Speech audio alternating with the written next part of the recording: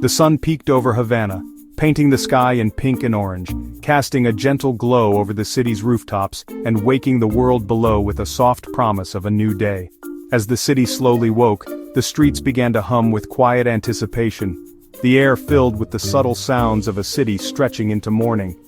I stepped onto the cobblestone street, surrounded by pastel buildings and colonial architecture, each balcony and doorway hinting at stories untold, their faded colors whispering of history and hope. My guide, Elena, greeted me with a radiant smile. "Welcome to my Havana," she said, her pride unmistakable, her warmth instantly making me feel at home in this vibrant city. She insisted that to truly know Havana, you must walk its streets, listen to its music and meet its people, because the city's spirit lives in its daily rhythms and the laughter of its residents. We began our stroll as neighbors called greetings from balconies, their voices echoing through the narrow streets, weaving a tapestry of community. A bread vendor's cart rolled by, filling the air with delicious aromas of fresh loaves, mingling with the scent of brewing coffee from nearby homes. Children in uniforms laughed on their way to school, their energy infectious, their bright faces a reminder of the city's youthful spirit. Elena pointed out the intricate ironwork on balconies above us and the faded tiles I might have missed, each detail a piece of Havana's living history, lovingly preserved by its people. The city's gentle rhythm was captivating, inviting me to slow down and truly absorb the world around me. It wasn't about rushing to landmarks, but about slowing down and observing daily life, watching locals greet each other, share stories, and savor the morning. Elena's presence made the experience personal, transforming sightseeing into genuine connection, as she shared anecdotes and introduced me to her friends along the way. I felt grateful to witness this authentic side of Havana, filled with grace, resilience, and the unbreakable spirit of its people. The morning light made everything glow, casting golden hues on the city's walls, and the city's warmth was undeniable, both in its climate and its people. This was more than a tour, it was an invitation into Havana's soul, a chance to be part of its living story, even if just for a morning. I knew this day would be unforgettable, a memory etched in the golden light of Havana's welcoming dawn. Elena led me down a quiet side street to a hidden cafe, tucked away from the city's usual bustle, where the morning felt slower and more intimate. Inside, the walls were alive with vibrant local art, murals bursting with color, each piece telling a story of Havana's creative spirit. The air was thick with the aroma of strong Cuban coffee, mingling with the scent of fresh pastries and the gentle hum of morning conversation. The owner greeted Elena with a warm embrace, as if welcoming back family, and soon we were sipping creamy café con leche by an open window, sunlight streaming in. We shared pastelitos de guayaba, flaky golden pastries filled with sweet guava, still warm from the oven, their flavor both comforting and new to me. As we ate, Elena began to share stories of her childhood in Havana, memories of her grandmother's kitchen, the laughter of family gatherings, and the city's cherished traditions. Her passion and warmth brought Havana's culture to life in a way no guidebook or travel blog ever could, painting vivid pictures with every word. Our conversation flowed easily, laughter echoing between sips of coffee, turning a simple breakfast into a moment of genuine connection and friendship. I realized that sharing a meal and stories with someone local is what truly makes travel memorable. It's these moments that linger long after the journey ends. In that cozy cafe, I wasn't just a tourist passing through, I was a guest, welcomed into the heart of Havana's daily life and warmth. The warmth of the coffee matched the warmth of the company, both filling me with a sense of comfort and belonging.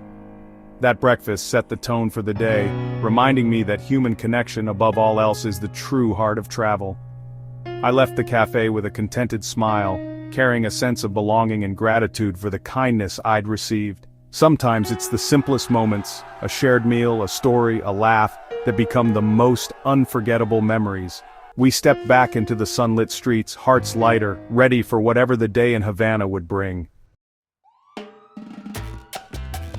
With breakfast behind us, we wandered into Old Havana, La Habana Vieja, a UNESCO World Heritage Site.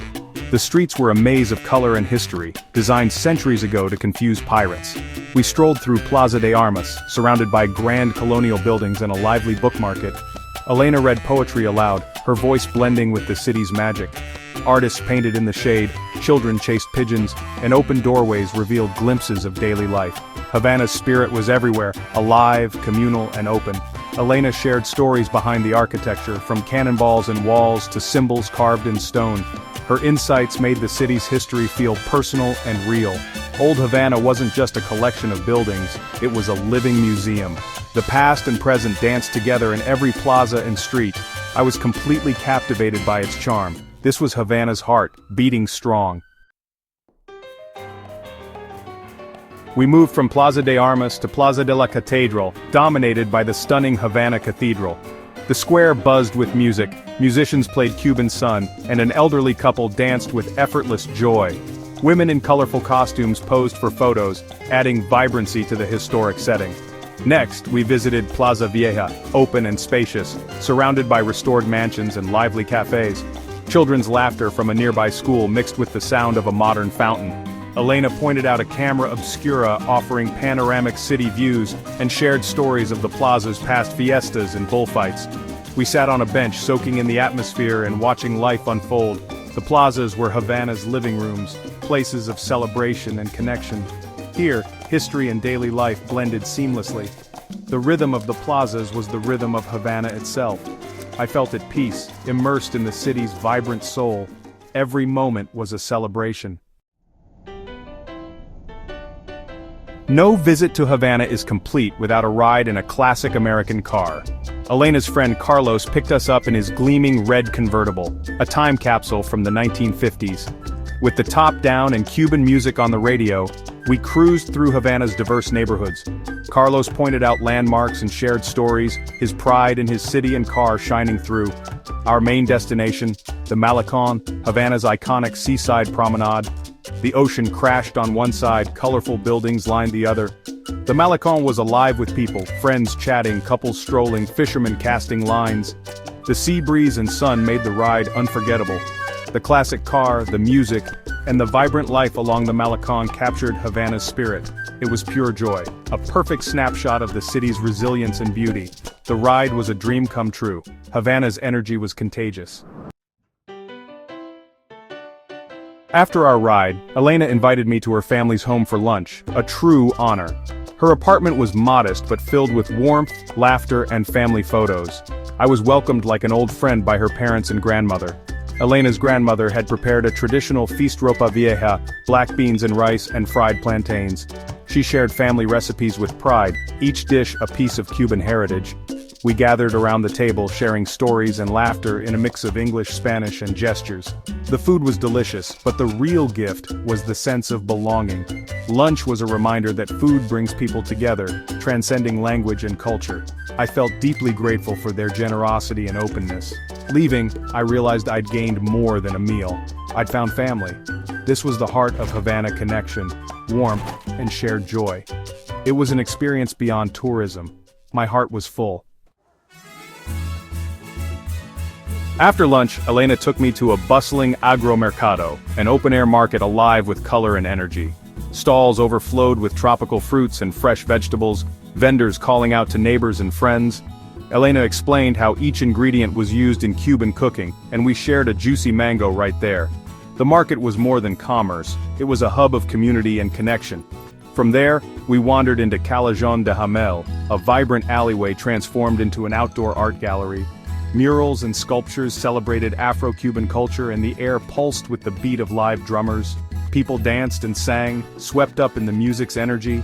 Elena and I joined in, feeling the rhythm deep in our bones. Music in Cuba is more than entertainment, it's the city's heartbeat. The art and music expressed Havana's soul, passionate, creative, and alive. I understood that here, music is a way of life. The city's spirit was infectious. As evening approached, we returned to the Malecon, drawn by the promise of another unforgettable sunset.